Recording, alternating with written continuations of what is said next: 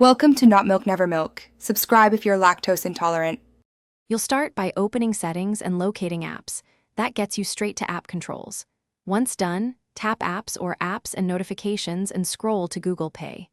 Make sure you already have the replacement app installed, either a phone app for calls or another payment app for tap payments. This saves you a step later. If your phone has a search icon in Settings, use it to jump right to Google Pay. It's faster than scrolling on large app lists. Now you'll remove Google Pay from default roles. First, open Google Pay's App Info, tap Advanced or Open by default, then clear defaults so it no longer auto-launches.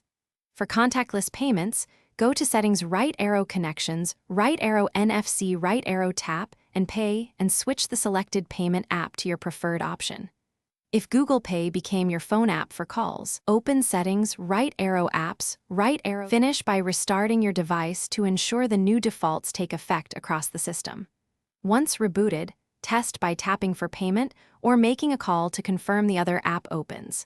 If Google Pay still appears, temporarily disable or uninstall it to force the system to use the replacement, then re-enable and recheck defaults. If the new app won't handle actions, open its permissions and allow phone or NFC access. Missing permissions can block intent handling and make Android fall back to the old app.